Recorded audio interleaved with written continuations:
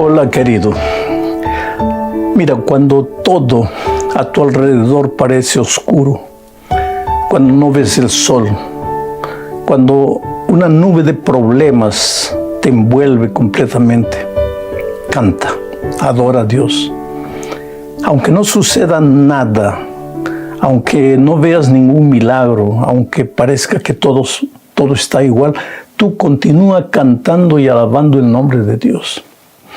El milagro sucede, tal vez no por fuera, sucede en tu corazón.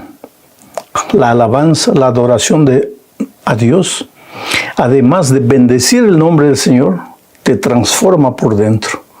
Y tú empiezas a mirar las dificultades de la vida ya no con ojos de derrotado, sino con ojos de vencedor. Ya no te sientes un pobrecito abrumado por la vida, te sientes un príncipe, hijo del Rey del universo. Y ahí está toda la diferencia. Bueno, vamos al estudio de esta semana, lección número 12, para el 23 de marzo del año 2024. El título de la lección, Adoración sin fin.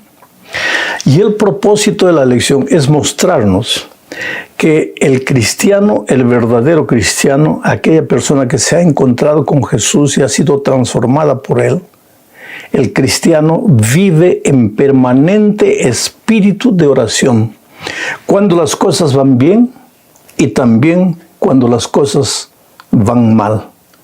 El asunto es que cuando todo va mal, lo primero que aparece en nuestra experiencia es el desánimo. Lo primero que surge es la desconfianza, la pregunta, ¿dónde está Dios? Bueno, vamos a analizar todo esto en la lección de esta semana. Vamos a estudiar en realidad el Salmo número 134. El primer subtítulo para esta semana es Levanta las manos en el santuario. Y aquí nosotros veremos que los verdaderos adoradores de Dios adoran sin cesar, adoran en todo momento. Voy a leer el Salmo 134 y voy a ir reflexionando en algunas expresiones. En primer lugar, quiero decirte que el Salmo 134 es el último de los salmos graduales. ¿Qué cosas son salmos graduales? Hay 15 salmos graduales. El 120 es el primero, 121, 22, 23 y el 134 es el último. Los israelitas, 3 veces por año, todos los israelitas esparcidos por todo el territorio, en 3 oportunidades durante el año, dejaban sus casas y se dirigían todos caminando en aquellos tiempos. No habían los medios de transporte que hay hoy, avión, carro, nada de eso. Tal vez carrozas y nada más. Pero entonces toda la gente se dirigía a pie a Jerusalén, que era la capital, donde estaba el monte Sión, donde estaba el tabernáculo de Dios, la ciudad de Dios. Y en el camino, algunos demoraban 2 días, otros demoraban 5 días, 10 días, dependiendo de la distancia. En el camino ellos venían cantando los salmos graduales, 120, 121, y a medida que se aproximaban, iban cantando más. Ahora, durante la fiesta, ya en la ciudad de Jerusalén, de madrugada, cuando todavía no había salido la luz del sol, los peregrinos se levantaban cantando y se dirigían al tabernáculo y llamaban a los sacerdotes, convocaban a los sacerdotes a unirse en los cánticos de los salmos que la multitud estaba realizando. Este es el contexto, y entonces vamos a leer ahora con ese contexto en la mente el Salmo 134. Los peregrinos cantaban diciendo, mirad, comenzaba con el verbo mirad, en hebreo, giné, que quiere decir observad, escuchad, prestad atención, reparad, mirad. ¿Qué cosa mirad? Dice, bendecid a Jehová. Ahora, aquí hay una aparente incoherencia. ¿Cómo es que el ser humano va a bendecir a Dios? Es Dios, el Todopoderoso, creador del cielo y de la tierra, que bendice al ser humano. Pero aquí dice, mirad, bendecid a Jehová. Recuérdate que la multitud le está cantando a los sacerdotes. Mirad, bendecid a Jehová. Es que el verbo bendecir aquí no significa dar la bendición. Significa más bien decir bien, bendecir, decir bien, alabad, adorad, enalteced el nombre de Jehová. Eso es lo que está diciendo. Sigo leyendo. Mirad, bendecid a Jehová, vosotros todos los siervos de Jehová. ¿A quienes le están llamando siervos de Jehová? En primer lugar, a ellos mismos que están cantando, y en segundo lugar, a los sacerdotes que están sirviendo en el santuario durante la noche. Sigo leyendo. Mirad, bendecid a Jehová, vosotros todos los siervos de Jehová, los que en la casa de Jehová estáis por las noches. ¿Ve? Los trabajadores del santuario durante la noche, los vigilantes, los guardias del santuario. La multitud cantando pasaba por el santuario y los desafiaba a unirse a ellos en cánticos, en alabanza a Dios. Sigo leyendo. Alzad vuestras manos al santuario y bendecid a Jehová. Nuevamente la palabra bendecid a Jehová, adorad a Jehová, alabad a Jehová, dad loor a Jehová y bendecid a Jehová. Ahora, desde Sión, desde el santuario, te bendiga Jehová. Ahora sí, el verbo bendecir aquí es dar la bendición. Desde Sión, te bendiga Jehová, el cual ha hecho los cielos y la tierra. Este es el texto. Voy a resumir. Cuando tú bendices a Jehová, cuando tú rindes gloria a Dios, cuando tú adoras, alabas su nombre, rindes loor a su nombre, aunque las cosas estén mal a tu alrededor, aunque no veas luz, pero tú bendices el nombre de Jehová, hablas bien de Dios, entonces Dios te bendice a ti, en el sentido de te da la bendición a ti. ¿Y por qué? El texto dice, el cual ha hecho los cielos y la tierra. Dios te bendice, ¿por qué? Porque Él es creador de los cielos y de la tierra. Tú no puedes bendecir a Dios en el sentido de darle bendición. ¿Qué bendición le vas a dar? Tú no puedes nada, no tienes nada, estás sufriendo. Pero Dios sí te puede dar porque Él hizo los cielos y la tierra. Entonces, la lección que tenemos que aprender de esta parte es que aunque haya problemas en nuestra vida, si seguimos adorando y bendiciendo el nombre de Dios, finalmente Dios desde su santuario va a derramar la bendición hacia nosotros. Vamos ahora a la segunda parte, bajo el subtítulo Canta al Señor un cántico nuevo. Y aquí veremos que los verdaderos adoradores son gente que ha sido transformada por Dios. En la primera parte vimos que los adoradores verdaderos son aquellos que lo adoran sin cesar, en todo tiempo, en las buenas y en las malas. Pero ahora veremos que los verdaderos adoradores de Dios lo adoran porque han sido transformados. Quiere decir, la verdadera adoración surge, brota, nace de un corazón que ha sido transformado. Una de las obras maravillosas de Dios después de la creación y cuando el pecado entró y deformó la creación, una de las benditas obras de Dios es la transformación. Él hace nuevas todas las cosas. Querido, te digo una cosa, no importa cómo has vivido, no importa lo que has hecho en el pasado cuando no conocías a Jesús, o inclusive conociéndolo a Jesús, porque yo me acuerdo de una vez hubo un secuestro aquí en el país y cuando finalmente la policía descubrió, agarró a los secuestradores. Uno de los secuestradores era un cristiano que tenía la Biblia en la mano y que durante el secuestro llevaba la Biblia consigo. Ahora vamos a decir que esa persona ya conocía la palabra de Dios y tal vez ya hubiese aceptado al Señor Jesucristo en su experiencia y sin embargo estaba participando de un grupo de secuestradores. Supongamos que esa persona ahora, después de ir a la cárcel, se arrepiente, entiende, le entrega nuevamente la vida al Señor Jesús. Para Jesús ya no hay pasado. ¿no? Para el que no conocía la palabra de Dios, hizo cosas terribles, no hay pasado.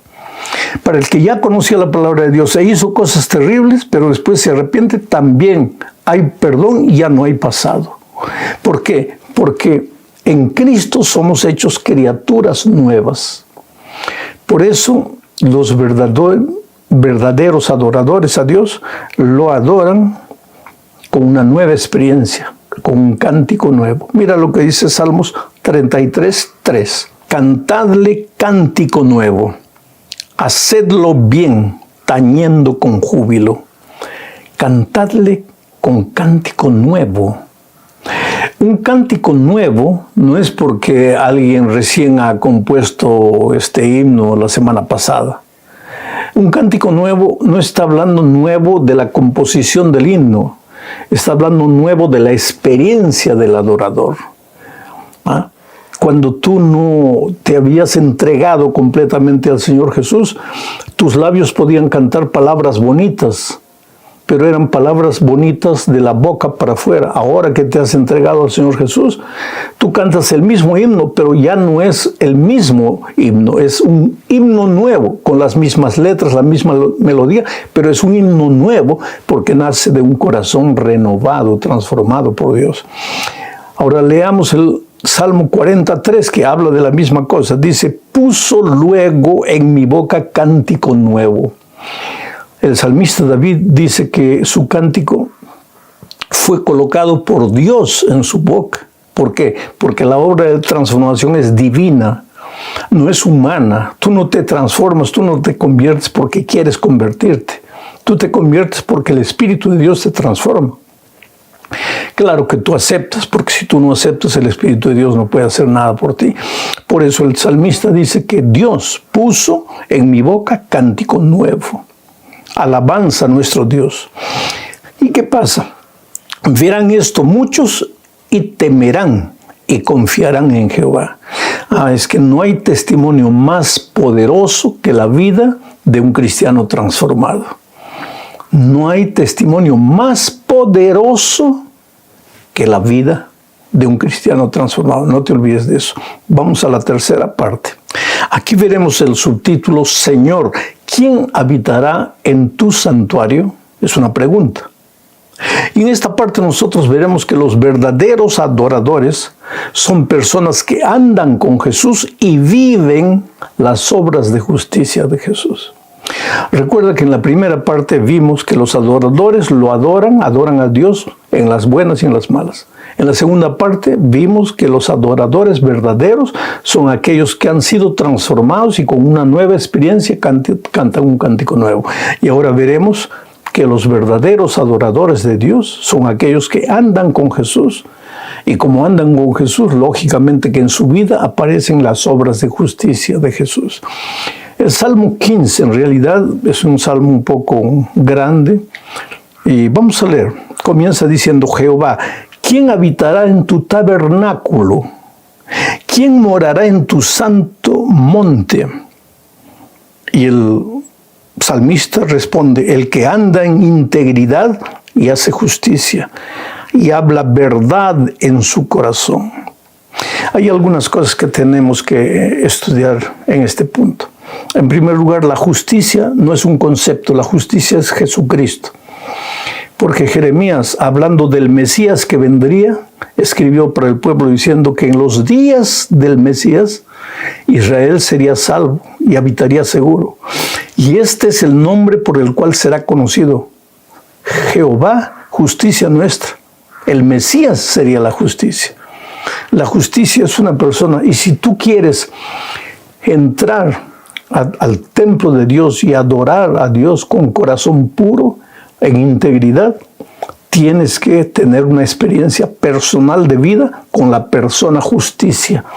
Tienes que vivir en comunión con Él todos los días a través de la oración, del estudio de la Biblia, del trabajo misionero. Cuando tú tienes una experiencia diaria de vida con Jesús, entonces tú convives con la persona justicia y tus obras son obras de justicia. Y entonces tu corazón será un corazón honesto, verdadero, y hablarás la verdad. Ahora, los que adoran con esta experiencia al Señor, mira lo que dice, el que no calumnia con su lengua. Los que viven una vida de comunión con Jesús no calumnian con su lengua. O yo diría, no calumnian con su mano, porque hoy no basta hablar.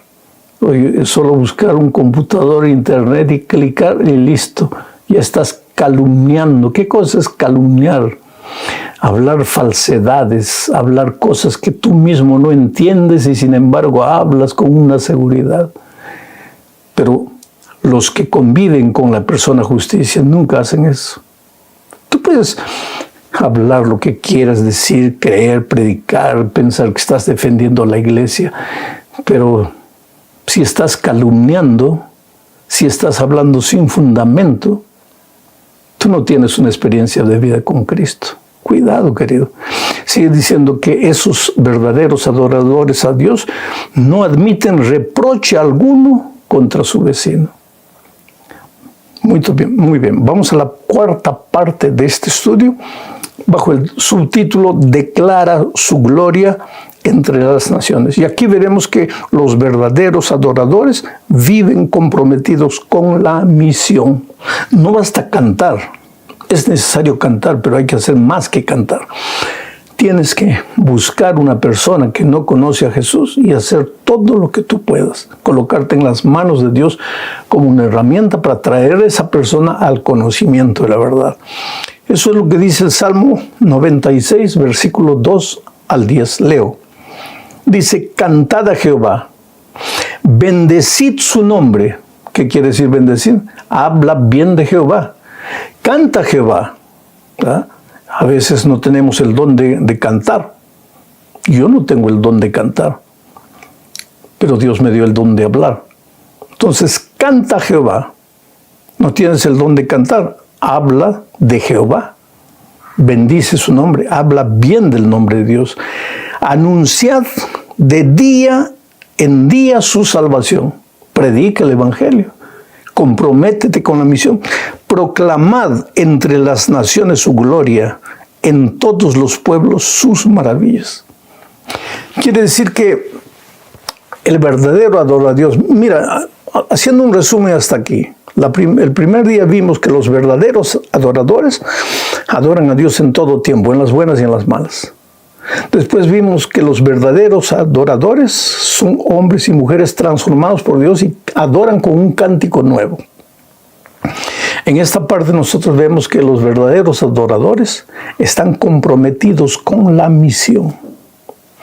Y ahora entramos a la última parte del estudio de esta semana, bajo el subtítulo Cuando Dios no se deleita en sacrificios. Y aquí veremos que los verdaderos adoradores, digo verdaderos adoradores, porque para ser un verdadero adorador no basta ir a la iglesia y cantar, no basta cantar en un grupo musical o en un coro, ni basta tocar un instrumento en la iglesia.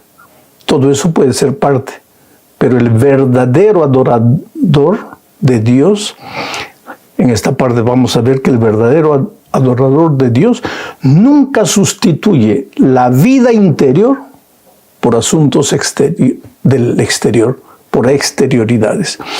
Y mira lo que dice Salmo 46 y 8. Sacrificio y ofrenda no te agrada. ¿Cómo? ¿Acaso Dios no pide en su palabra que entreguemos nuestro cuerpo a Él como sacrificio vivo? En el Antiguo Testamento el pueblo no debía llevar corderitos, animalitos, el fruto de su tierra como sacrificio. Pero ahora dice, sacrificio y ofrenda no te agrada. Has abierto mis oídos. Holocausto y expiación no has demandado. ¿Cómo? Si Dios pide holocausto, expiación, sacrificio, ¿y por qué dice aquí sacrificio no te agrada, expiación no has demandado? Ahora mira lo que dice el versículo 8. El hacer tu voluntad, Dios mío, me ha agradado y tu ley está en medio de mi corazón. Lo que el salmista está diciendo aquí no es que no debes ser fiel a Dios devolviéndole a Dios lo que es de Dios. No está diciendo el salmista que no debes cuidar del ceremonial en la iglesia. de la liturgia, de los detalles, de un programa bien ordenado. Todo eso es perfecto, pero eso no sustituye la vida interior del adorador. ¿De qué vale que estás pregonando? Yo me acuerdo de un incidente cuando era niño. Y yo me asustaba porque había una persona que a veces uno como niño pues se distraía durante la oración o a veces estaba molestando al otro niño del lado. Pues niños son niños, ¿no? Están creciendo, madurando en su experiencia espiritual. Pero este hombre, cuando terminaba el culto, se acercaba del niño que había hecho algo y decía: Dios me reveló que en medio de la oración tú le estabas jaloneando a tu compañero. Y todos teníamos pavor de ese hombre porque pensábamos que era un profeta, un hombre de Dios, ¿ah? que estaba velando por la reverencia, por la santidad en la casa de Dios. Pero un día me acuerdo, yo estaba orando y de repente abrí un ojo. Era niño, no debería tener 7, 8 años. Abro un ojo y veo que este hermano oraba así, pero por entre los dedos, en lugar de estar concentrado en la oración, mirando. El profeta, el hombre de Dios, el preocupado en corregir a los niños. A él no le interesaba la oración, él no se rodeaba para orar, él estaba ahí para vigilar y era considerado un hombre celoso por Dios, o el santo hombre de Dios, a quien hasta Dios le revelaba cuando un niño hacía mal. Miren cómo son las cosas. Eso es lo que aquí el salmista David está diciendo. No es que a Dios no le gustan los sacrificios, el ceremonial, la liturgia. Le gusta, claro que le gusta. Él mismo demanda eso. Pero que tú sustituyas eso por tu vida interior, eso no. En primer lugar, tu vida interior. Qué linda lección de esta semana, ¿no es cierto? Los verdaderos adoradores adoran a Dios en todo tiempo. Adoran a Dios con un cántico nuevo. Adoran a Dios a pesar de las circunstancias. No están preocupados solo con exterioridades. Su adoración es sincera. Que Dios te bendiga ricamente. Que Dios te dé esta semana una semana llena de bendiciones. No tengas miedo, querido. Las nubes pueden estar por ahí perturbando tu vida, pero tú tienes un Dios todopoderoso. Habla bien del nombre de Dios. Bendice a Dios y Dios te bendecirá a ti. Sabes, los cristianos necesitamos aprender a ser mansos, pacientes, humildes de corazón, como lo fue nuestro Señor Jesucristo. Nosotros necesitamos reflejar el carácter de Jesucristo. El mayor mensaje que una persona puede predicar no es con la palabra, es con la vida. Eso es lo que vamos a estudiar esta semana. Cómo adquirir la paciencia, cómo aprender a ser pacientes. Vamos a la lección número 13, la última lección del trimestre. La próxima semana ya empezamos una nueva serie de estudios. Esta lección es para el 30 de marzo del año 2024. Y el título de la lección, Espera en el Señor.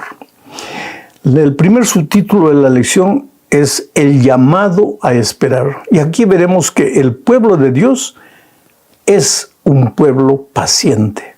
Necesita ser un pueblo paciente, porque la paciencia es una de las grandes virtudes, de los aspectos que se puede observar en la vida de nuestro Señor Jesucristo. Leamos el Salmo 27, versículo 14. Dice así: aguarda a Jehová, o sea, espera. Sé paciente, aguarda a Jehová. ¿Y cómo? Esfuérzate y aliéntese tu corazón. Sí, espera a Jehová. Hay algunos pensamientos que necesitamos desarrollar en este versículo. Primero, espera en el Señor. Sé paciente, aguarda al Señor. ¿De qué manera? Esforzándote. ¿Cómo? No hay trabajo sin esfuerzo. El esfuerzo te lleva a trabajar. Quiere decir, la mejor manera de esperar es trabajando. De brazos cruzados no. Sentado no. Durmiendo no. ¿Recuerdas que las vírgenes prudentes en la parábola que el Señor Jesucristo contó se pusieron a dormir en lugar de prepararse? Esperaban durmiendo, Cristo vino, ellos no estaban listos. 5 sí, 5 no. La mejor manera de esperar, de aguardar la venida del Señor Jesucristo es trabajando por Él, predicando el Evangelio. El siguiente texto que necesitamos leer es el Salmo 37, versículo 24 o 34. Dice así: espera en Jehová y guarda su camino. Espera, pero haciendo algo. En esta ocasión, guardando su camino. Espera en Jehová y guarda su camino. Y Él te exaltará para heredar la tierra. Cuando sean destruidos los pecadores, lo verás. Esperar. Sabes que el ser humano por naturaleza es impaciente, inmediatista. Quiere que todo salga ahora, la solución, la respuesta ahora. Por ejemplo, estamos enfermos y le pedimos, oh Dios mío, haz un milagro. Lo que quisiéramos es mañana ya estar en el campo de trabajo, pero no. Yo siempre digo que el mejor instrumento que Dios tiene para ayudarte a sobreponerte sobre la situación que estás viviendo se llama tiempo. Solo que el tiempo demora en pasar, porque está formado de segundos, minutos, horas, días, semanas, meses, a veces años. Solo que nosotros quisiéramos la respuesta inmediata, ahora, ya, porque somos inmediatistas. Mira, tu novio te dejó hace un mes y tú piensas que ese dolor va a ser eterno. No lo va a ser. Hoy día duele, mañana va a doler menos, la próxima semana menos, el siguiente mes menos, y un día solo va a quedar una cicatriz. Y cuando tú ves una cicatriz no te pones a llorar, hasta ríes del momento en que tú pensabas que no ibas a sanar y sanaste. Y la vida es así. Por eso Dios en esta lección nos quiere enseñar a través de los salmos que necesitamos aprender a ser pacientes, a esperar, a aguardar. Y que la mejor manera de esperar es trabajar, ocuparte, haz algo. Si estás viviendo por un momento de depresión, triste por algún motivo, y te acuestas a llorar todo el día, pues ahí el dolor nunca va a pasar. Si estás rumiando tu dolor día y noche, ahí no va a pasar. Entonces, ocupa tus pensamientos en cosas positivas. Repite salmos, lee salmos, canta salmos, lee literatura que te ayuda a sobreponerte a las dificultades, en fin, confía en el Señor, guarda el camino. ¿Qué camino? El camino de tu cabeza, de tu corazón. No dejes entrar más pensamientos que alimenten la tristeza, el dolor que estás guardando en tu corazón. Vamos a la segunda parte de este estudio. La paz de un niño destetado. Y aquí veremos que la paciencia y la humildad no aparecen de un momento para otro. En la primera parte vimos que es necesario que seamos pacientes, que aprendamos a ejercer la paciencia. Pero ahora veremos que la paciencia no es algo que se aprende de un día para otro, que lleva tiempo. Y aquí se menciona la figura de un niño destetado. Voy a leer el Salmo 131, 2 y 3. Mira lo que dice. En verdad que me he comportado y he acallado mi alma como un niño destetado de su madre. Como un niño destetado está mi alma. Espera, oh Israel, en Jehová desde ahora y para siempre. Yo creo que las madres van a entender lo que estoy diciendo, porque nosotros ya no nos acordamos siquiera del día en que fuimos destetados. Quien más sufre cuando un niño es destetado no es el niño, es la madre. porque la madre ama al niño. Y sin embargo, la madre sabe que llegó el momento de dejar de alimentarse del pecho materno y que ahora llegó el momento de crecer, porque no puede permanentemente depender del pecho de la mamá. Pero la mamá sufre porque la mamá es consciente. La mamá ve a su hijito llorando, mirándola, pero sabe que tiene que hacer eso para que el niño crezca y camine por sí solo. Con Dios sucede lo mismo. ¿Tú crees que cuando tú lloras y reclamas como un niño destetado y lloras y gimes porque estás sufriendo un momento de dolor, de dificultad que tú no entiendes, tú crees que Dios está feliz? No. Él te mira con amor, pero sabe que tienes que llorar para aprender a ejercer la paciencia. ¿Y por qué? Porque esta es una manera de crecer. No vas a permanecer toda la vida en tu vida cristiana como un niño llorón. Tienes que aprender a caminar, a volar con tus propias alas. Y este es un proceso que demanda tiempo y es un proceso doloroso. Y tal vez tú estás viviendo en estos momentos esas circunstancias. Dios te ama, querido. Tú no lo ves tal vez con tus ojos físicos, pero Dios está ahí, hasta derramando una lágrima por ti, porque dice, hijito, yo quisiera ayudarte, pero es necesario que crezcas. Y la mejor ayuda que te estoy dando no es darte leche. La mejor ayuda que te estoy dando es ayudarte a que seas paciente, a que aprendas a esperar. Es la única manera en que tú vas a crecer. Bueno, ahora vamos a la tercera parte de este estudio bajo el subtítulo Trayendo sus gavillas. Y en esta parte vamos a ver que es necesario aprender a esperar trabajando, que es la única manera de crecer, de aprender a ser paciente, ocupando tu mente, tu corazón, tus sentimientos, tu cuerpo con algo. No acostado en la cama llorando y engolosinado en tus sufrimientos y dolores. Eso ya lo dijimos en la primera parte, pero lo vamos a repetir en esta parte. Vamos a leer el Salmo 126. Dice así: Cuando Jehová hiciere volver la cautividad de Sión.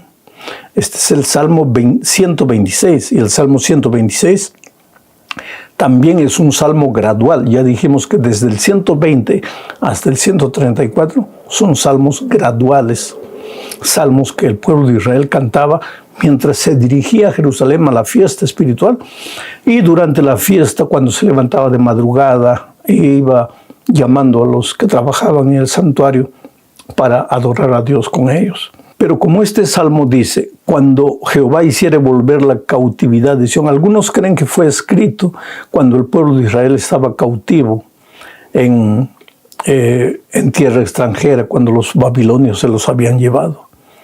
Pero mira lo que dice: cuando Jehová hiciere volver la cautividad de Sión, seremos como los que sueñan. Hay una cosa interesante.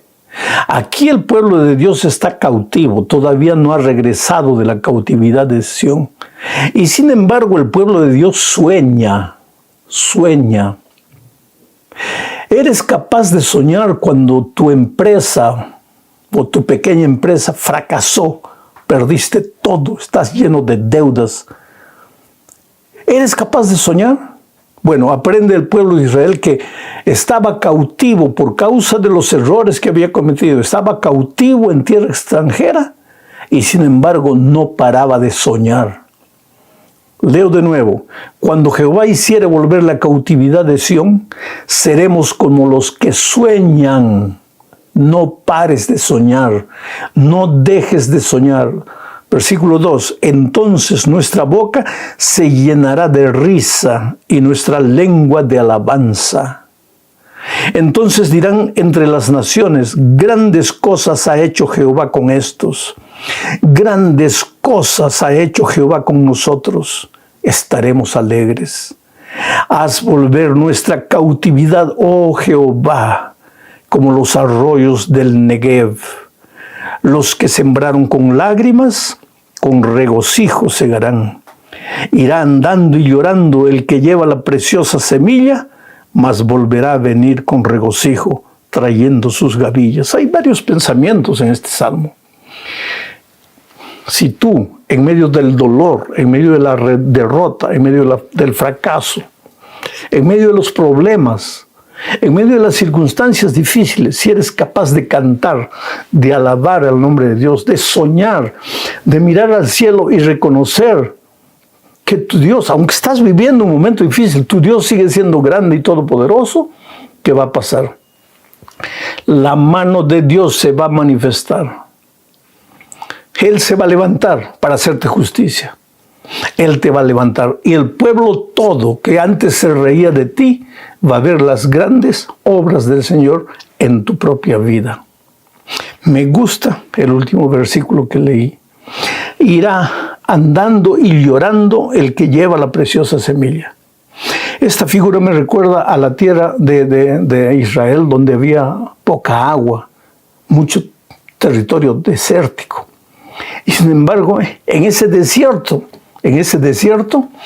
el israelita iba andando y llorando, pero sembrando, andando y llorando, pero trabajando, colocando la semilla en la tierra, en esa tierra seca.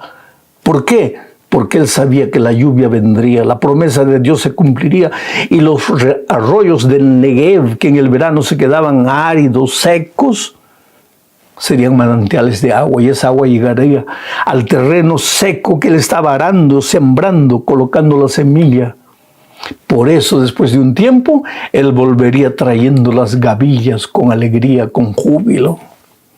Oh, querido, en ese momento estás derrotado, has perdido todo, no tienes nada. No te encierres en el cuarto a lamentarte. No maldigas a tus enemigos. No le eches la culpa a todo el mundo, a tu familia, ni a ti mismo. Reconoce que tal vez has fallado, pero sigue soñando. Eres hijo de Dios. Para los hijos de Dios no todo está perdido. Aunque las personas se rían de ti, aunque te digan que tú no vales, tú sigues soñando, pero no solo soñando, sino trabajando. Toma la semilla, toma el arado, escarba la tierra seca, coloca la semilla. La gente se va a reír de ti. Solo un loco coloca la semilla en la tierra seca, pero tú eres un loco de Dios, un santo loco. Coloca la semilla en la tierra seca, pero entonces Dios se manifestará, hará llover. Los torrentes del Negev se llenarán de agua, el agua llegará a tu tierra seca y tú verás la semilla brotando y volverás alegre con las gavillas que el Señor te da. ¡Qué cosa maravillosa! ¡Qué promesa extraordinaria, querido! Vamos a la cuarta parte de este estudio, bajo el subtítulo Esperar en el descanso sabático de Dios. Y aquí veremos que Dios nos dio el sábado para enseñarnos a confiar en Él y no en nuestras obras. Hemos dicho que la mejor manera de esperar en Dios es trabajar. Pero Dios separó un día de la semana, que es el sábado, para que pares de trabajar y busques a Dios. Y Dios te enseña que tu trabajo en la semana solo tendrá sentido si tú lo buscas a Él. Mira, toda la semana tienes que trabajar, luchas, sudas, plantas la semilla en la tierra seca. Pero el sábado vas a adorar a Dios, a la iglesia, y ahí tú no haces nada. Dios lo hace todo por ti. Tú no haces nada, tú solo alabas el nombre de Dios. Pero cuando termina el sábado, tú te levantas revigorizado, con nuevas fuerzas, con una nueva visión espiritual, porque has alabado el nombre de Dios, has estudiado la palabra de Dios en la escuela sabática, el mensaje te ha infundido valor, has escuchado himnos, has cantado. Ahora, el domingo, entras a la nueva semana como un toro listo a trabajar. Pero no es un trabajo infructífero, es un trabajo con la bendición de Dios. Mira lo que dice el Salmo 92. Voy a leer a partir del versículo 4. Dice: Por cuanto me has alegrado, oh Jehová, con tus obras. En las obras de tus manos me gozo. Cuán grandes son tus obras. Mira cuántas veces repite la palabra obras. Por cuanto me has alegrado, oh Jehová, con tus obras, una vez. En las obras de tus manos me gozo, 2 veces. Cuán grandes son tus obras, oh Jehová, 3 veces. Muy profundos son tus pensamientos, mas tú, Jehová, para siempre eres altísimo. Porque he aquí tus enemigos, oh Jehová, porque he aquí perecerán tus enemigos, serán esparcidos todos los que hacen maldad. Y el justo florecerá como la palmera, crecerá como cedro en el Líbano, plantados en la casa de Jehová. En los atrios de nuestro Dios florecerán, aún en la vejez fructificarán, estarán vigorosos y verdes para anunciar que Jehová, mi fortaleza, es recto y que en él no hay injusticia. ¡Qué canto extraordinario, querida! Los enemigos de Dios, los que se burlan de ti, los que piensas que eres un derrotado, un día van a tragar su risa, porque los enemigos de Dios serán esparcidos como el polvo por toda la tierra. Pero tú serás como un árbol plantado a la orilla del río, como la palmera seca, palmera verde en el desierto seco. Y aun cuando seas viejo, serás un viejo productivo. No envejecerás arrastrando el pie diciendo, todos me han olvidado, nadie se acuerda de mí, nadie me visita. No, Señor, eres tú el que tienes que visitar. ¿Por qué? Porque tu confianza está depositada en el Señor. Porque Dios es tu Dios todopoderoso, el que te infunde valor. Y cuando tú vas a la iglesia el sábado, aprendes que Dios obra en ti, obra en ti, obra en ti. Él trabaja en ti, trabaja en ti, trabaja en ti, para que seas un victorioso, aunque enfrentes las circunstancias más difíciles. Llego al fin de este comentario, hablando de la última parte.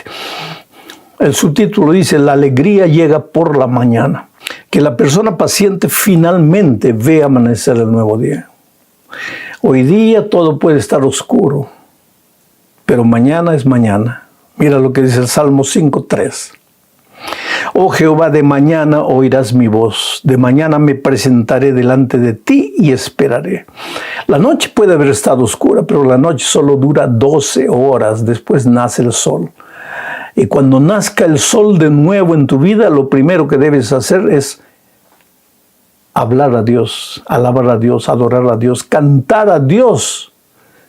Oh Jehová, de mañana oirás mi voz, de mañana me presentaré delante de ti y esperaré. Ahora vamos al Salmo 30, versículo 5. Dice, porque un momento será su ira. Aquí el salmista está hablando de las pruebas de la vida, las circunstancias difíciles. Porque el pueblo de Dios sufría porque se apartaba de Dios, y cuando venían las dificultades le llamaba ira de Dios. Dios me está castigando. No, Dios no le estaba castigando. El pueblo estaba sufriendo las consecuencias de haberse apartado de Dios. Pero aquí dice el Salmo, porque un momento será tu ira, solo un momento. Pero su favor, el favor de Dios, durará toda la vida. Por la noche durará el lloro, y a la mañana siguiente vendrá la alegría.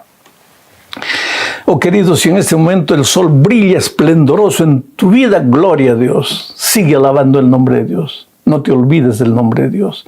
Preséntate cada mañana para alabar a Dios. Y si este momento estás viviendo la noche más oscura de tu vida, alaba a Dios. Llora. Durará el lloro solo durante la noche, pero al día siguiente vendrá la mañana con alegría. Muy pronto vas a ver el sol de un nuevo día. No te lo digo yo, es palabra divina. Y quién sabe, esta semana va a ser la virada de tu vida, la media vuelta de tu vida. Quién sabe, esta semana misma, el diablo y sus ángeles malignos van a tragar la carcajada de satisfacción. Porque Dios te va a hacer un hombre, una mujer victorioso. Quién sabe, en esta semana vas a encontrar el empleo que no encontrabas. Quién sabe, esta semana vas a resolver el problema de deudas que no podías resolver. Quién sabe esta semana tu hijo va a volver pidiéndote perdón. Quién sabe esta semana el drama que ustedes vivían como esposos se va a solucionar. La noche dura, pero dura poco. Después viene el día. Jesús es la luz del nuevo día, el sol de justicia que brilla en tu vida. No desanimes. Un abrazo. Hola mis amigos queridos, qué alegría, estamos juntos una vez más para el estudio de la palabra de Dios. Vamos a ver hoy la lección número 2 para el 13 de abril del año 2024. El título de la lección es ¿Amor o egoísmo? Esa es la cuestión. Solo que antes de entrar al estudio de la lección, voy a responder una pregunta. Ya les dije que a partir de este trimestre, cada semana voy a responder una pregunta de las tantas que llegan.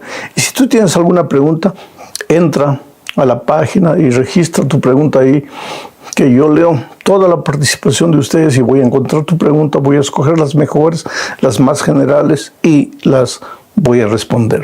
La pregunta que responderemos hoy es la siguiente. Alguien escribió diciendo, pastor, yo le escucho a usted decir que hay que orar en todo tiempo. Y en cierta ocasión le escuché decir que hay que orar 24 horas por día. Por favor, no le entiendo. ¿Qué es lo que usted quiere decir? Si yo voy a estar orando 24 horas por día, ¿a qué horas trabajo? ¿A qué horas cumplo con mis actividades? ¿A qué horas como? ¿A qué horas duermo? ¿Cómo es que se puede mantener comunión con Dios 24 horas por día?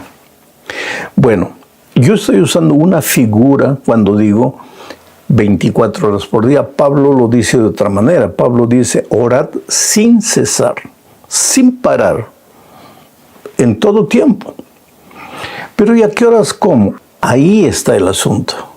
Tenemos que aprender a vivir en espíritu de oración. Cuando digo que tenemos que orar 24 horas por día, no quiere decir que tenemos que arrodillarnos 24 horas por día.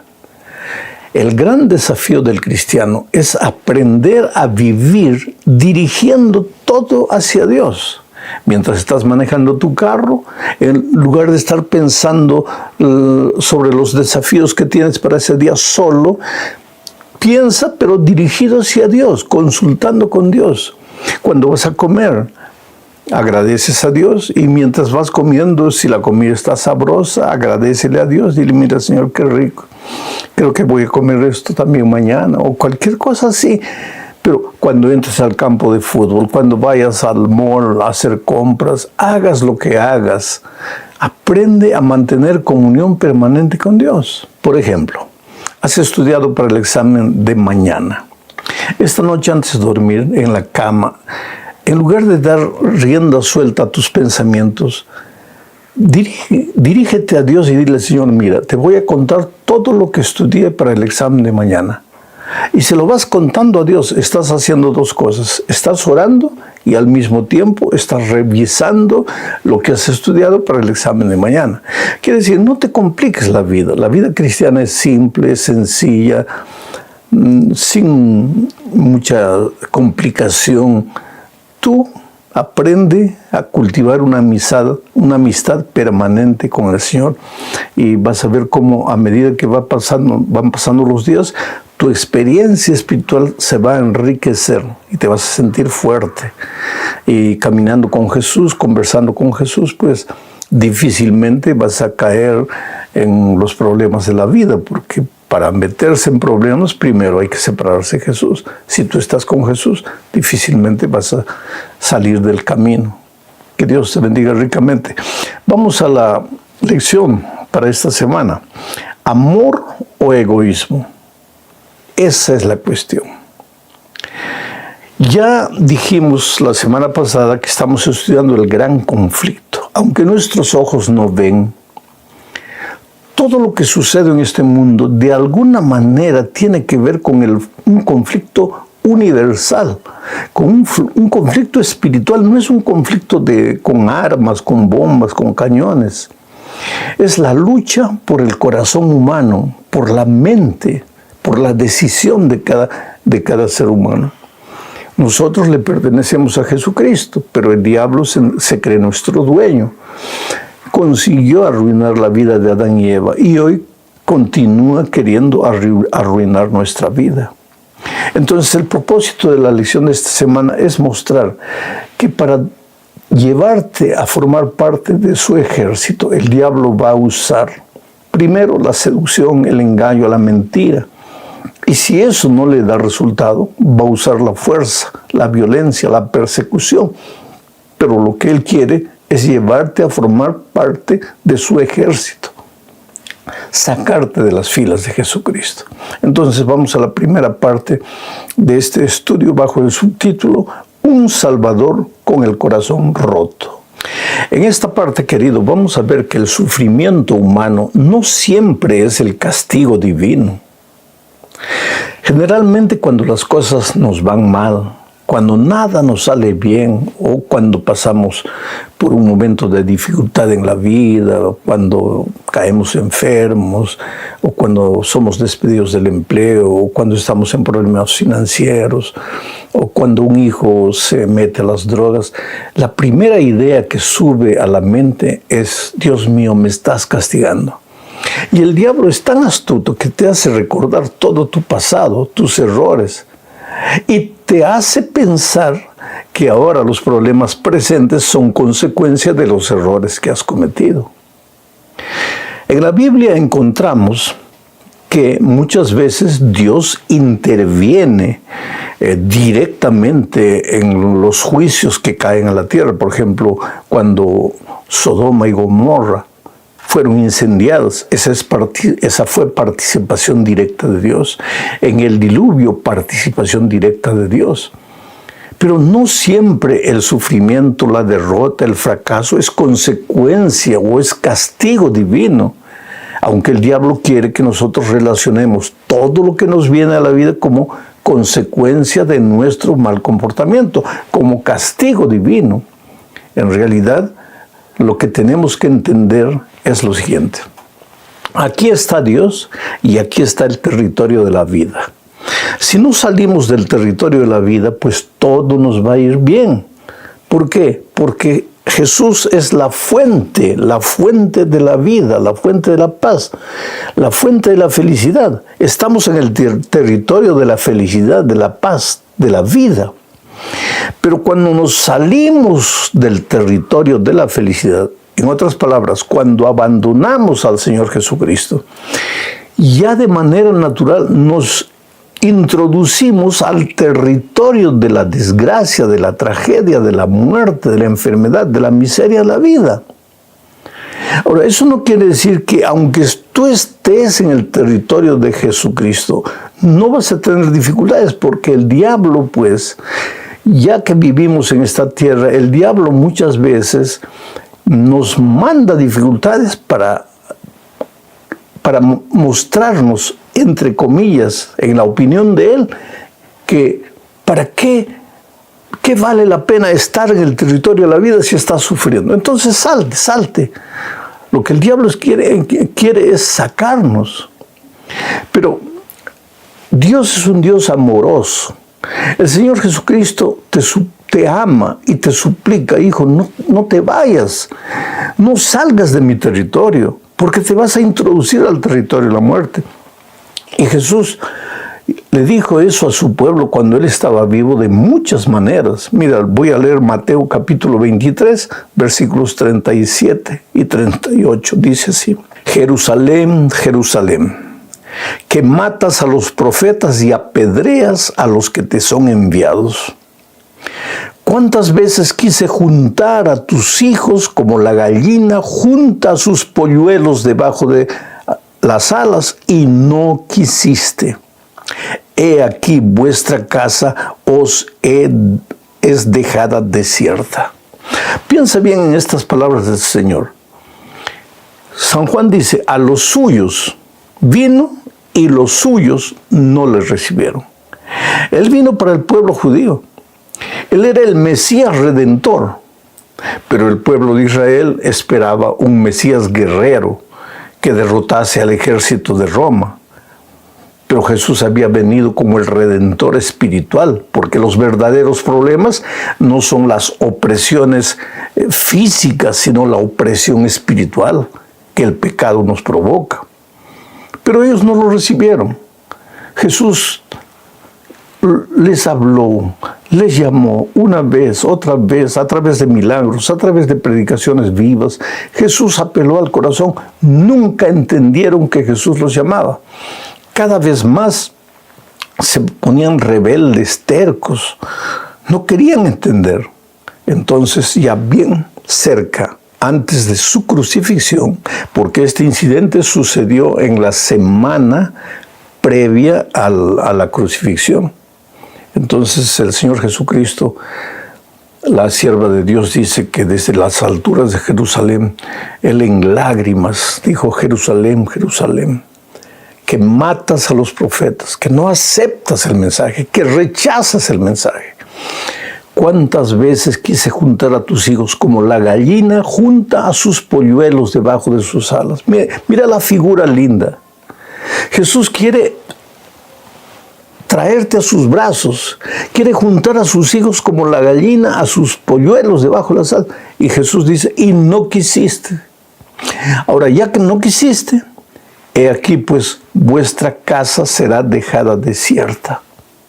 Y efectivamente, queridos, el año 70, cuando el ejército romano destruyó el templo, destruyó la ciudad, hubo incendio, mucha gente fue perseguida, fue muerta. Ellos entendieron. Y seguramente lo que pensaron: Dios nos está castigando. Dios no les estaba castigando. Ellos estaban sufriendo la consecuencia de rechazar el mensaje divino. Ellos estaban sufriendo la consecuencia de sus decisiones equivocadas. A los suyos vino y ellos no lo recibieron. Ahora sufrieron las consecuencias por decisión exclusiva de ellos. Segunda parte de la lección: cristianos salvaguardados providencialmente. Esta es la promesa de Dios. Que aun cuando el enemigo en esta tierra te persiga y quiera provocarte dolor, si tú estás en Cristo, serás guardado providencialmente por Él. Aunque muchas veces el dolor es fruto de nuestras decisiones equivocadas, ya que peregrinamos en el desierto de esta vida, pues muchas veces sufriremos aún estando con Jesucristo. Porque Jesús nunca nos prometió que en esta vida no tendríamos problemas. Lo que Él nos prometió es que aunque vengan problemas, Jesús estará con nosotros, y ahí está toda la diferencia. Por eso leo el Salmo 46, versículos 1 al 3. Dice así: Dios es nuestro amparo y fortaleza, nuestro pronto auxilio en las tribulaciones. No dice que no tendremos tribulaciones, dice que Él será nuestro pronto auxilio en las tribulaciones. Por tanto, mira la conclusión del salmista: no temeremos, aunque la tierra sea removida y se traspasen los montes al corazón del mar, aunque bramen y se turben las aguas. Mira el cuadro: la tierra removida, las montañas cayendo al mar, y dice las aguas bramando furiosas. Pero tú no tendrás miedo. ¿Por qué? Porque tú estás protegido por el Señor Jesucristo. Aunque los montes tiemblen a causa de su braveza, tú no tendrás problemas. Una persona registró un pedido de oración diciendo que en el trabajo tiene enemigos que lo están persiguiendo, que crea un ambiente desagradable para él. Pues tú no tiemblas, querido. El Señor no te ha prometido que mientras vivas en esta tierra no vas a tener enemigos. Lo que Él te ha prometido es que los enemigos pueden rugir, pueden gritar, pueden planear, puedan hacer lo que quieran para destruirte, pero no van a poder, porque Dios es tu amparo y fortaleza, tu pronto refugio en medio de las tribulaciones. Vamos a la tercera parte: fieles en medio de la persecución. A lo largo de la historia vemos que cuando el diablo no pudo engañar al pueblo de Dios con la seducción, con la mentira, entonces usó la persecución, la violencia, la fuerza. Pero querido, el sufrimiento te aprisiona en la cárcel de tus temores o te da alas para volar alto. Eso va a depender de tu actitud frente al sufrimiento. O el sufrimiento es una prisión donde te quedas encerrado, llorando, lamentándote, o el sufrimiento te da alas para volar a pesar de las dificultades. Depende de cuán cerca o cuán lejos estés del Señor Jesucristo. El pueblo de Dios fue perseguido, pero mira lo que dice Hechos capítulo 8, versículos 4 al 6. Pero los que fueron esparcidos, perseguidos, iban por todas partes anunciando el Evangelio. No dice que iban por todas partes llorando, lamentándose, ay, ¿por qué Dios me ha abandonado? ¿Dónde está Dios? No, sino que iban por todas partes como consecuencia de la persecución, pero anunciando el Evangelio. Entonces Felipe, descendiendo a la ciudad de Samaria, les predicaba a Cristo. Y la gente unánime escuchaba atentamente las cosas que decía Felipe, oyendo y viendo las señales que hacía. De tal manera que ellos, en la persecución, en lugar de lamentarse y llorar y quejarse, aprovecharon la oportunidad de salir por todo lado para predicar el Evangelio. Y Pablo, escribiendo a los colosenses, él pensaba que el Evangelio ya había sido predicado a todo el mundo, por lo menos a todo el mundo de los días de él, que era menor que el mundo hoy, porque las Américas, por ejemplo, no habían sido descubiertas todavía. Pero mira lo que dice en Colosenses 1:23 Pablo. Si en verdad permanecéis fundados y firmes en la fe y sin moveros de la esperanza del Evangelio que habéis oído, el cual se predica en toda la creación que está debajo del cielo, del cual yo, Pablo, fui hecho ministro. ¿Te das cuenta? En la opinión de Pablo, él pensaba que el Evangelio ya había sido predicado en todo el mundo, en el mundo de sus días. ¿Y como consecuencia de qué? De la persecución. Quiere decir, a los primeros cristianos el sufrimiento no los encarceló, sino que les dio alas para volar y predicar el Evangelio a todo el mundo conocido de aquellos días. La penúltima parte, ahí veremos que los cristianos no solo predicaban, sino participaban de la obra de caridad, de la obra social. Se preocupaban por ayudar a las personas que sufrían más. Porque esta es una ley de la vida, creo. A veces nosotros pensamos que somos los que más sufrimos en la vida, pero siempre hay alguien que sufre más. Se cuenta la historia de un sabio que andaba caminando por la playa, lamentándose porque solo tenía plátano para comer, un plátano. Señor, voy a comer este plátano y voy a morir. Entonces escuchó la voz de Dios en su corazón, le dijo, mira para atrás. Y cuando vio que otro hombre recogía las cáscaras de plátano que él arrojaba para comer. O sea, él pensaba que era el más sufridor y había otro que sufría más que él. ¿Qué hacía la iglesia? ¿Cómo vivía? Hechos 9:39 dice, levantándose entonces Pedro fue con ellos y cuando llegó le llevaron a la sala donde le rodearon todas las viudas llorando y mostrando las túnicas y los vestidos que Dorcas hacía cuando estaba con ellas. O sea, Dorcas formaba parte de la iglesia primitiva y era una mujer así como los hermanos de aquel tiempo. Se preocupaban por la necesidad de las personas. Entonces, cuando se esparcieron por todo el mundo, no se esparcieron solo para predicar el Evangelio con la boca, sino también con las acciones. Y Santiago, en Santiago 1:27 dice, la religión pura y sin mancha delante de Dios el Padre es esta, visitar a los huérfanos y a las viudas en sus tribulaciones y guardarse sin mancha del mundo. Esa es una religión integral, un cristianismo que te hace saludable, feliz, pleno, a pesar de las dificultades que puedan aparecer en el camino. Llegamos al fin de este estudio hablando de un legado de amor. Sabes, querido, la iglesia primitiva amaba a la gente con palabras y con hechos. Mira lo que dice 1 de Juan 4:21.